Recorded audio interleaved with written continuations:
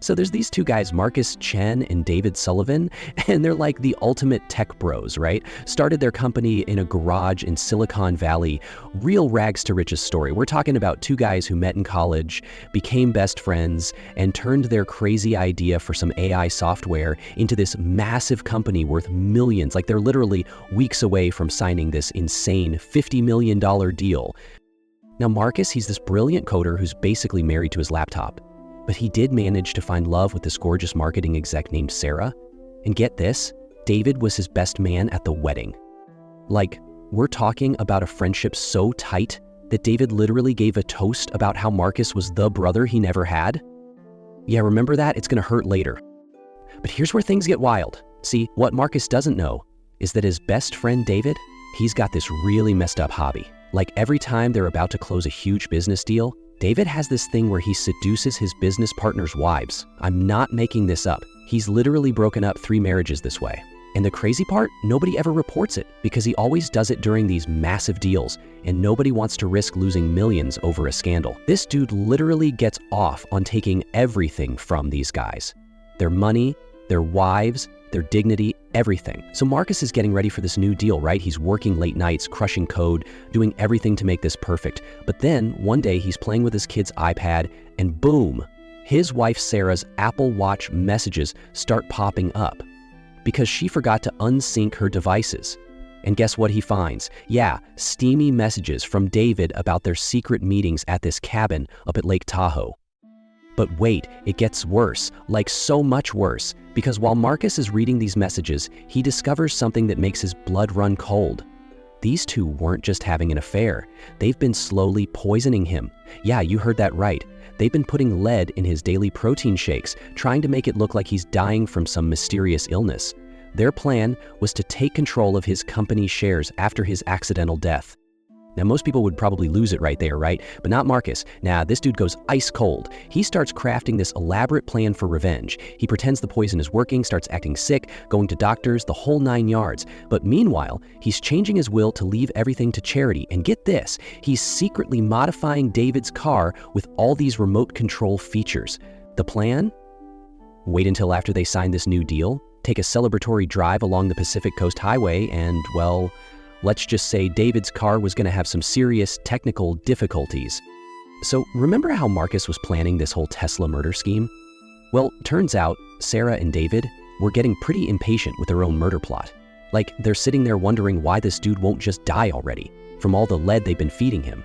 And I guess they decide, you know what, let's speed this up a bit.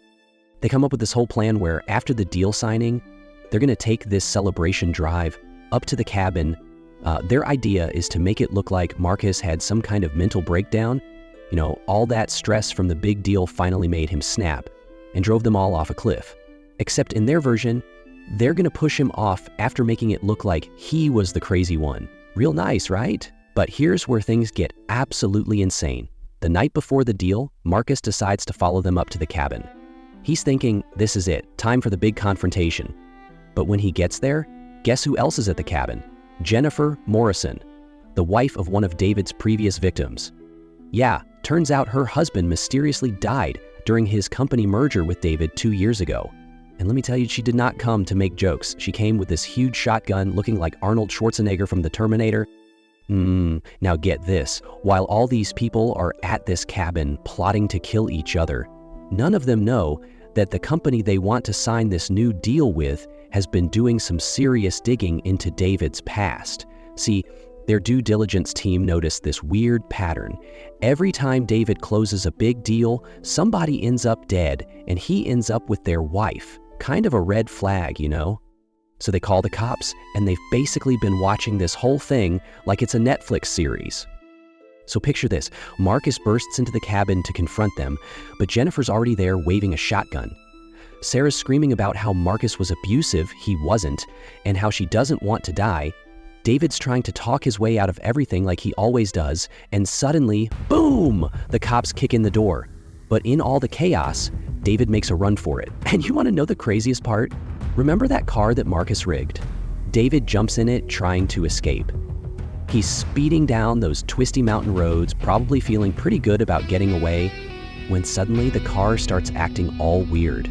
The doors lock, The steering wheel turns by itself and, well, let's just say, David finally took that cliff dive he was planning for Marcus. They found Sarah's detailed diary explaining all their murder plots. She and Jennifer both ended up taking plea deals. The acquisition? Yeah, that didn't happen. But get this. Marcus ended up making the deal with another company instead for even more money. He donated a big chunk of it to organizations that help victims of poisoning, which is either really noble or really petty, depending on how you look at it. And you know what's really messed up? That cabin where everything went down? It's an Airbnb now. The listing says, perfect for getaways, breathtaking cliff views, recently renovated after crime scene cleanup. I'm not even kidding. The reviews are wild. If you enjoy this story, please subscribe.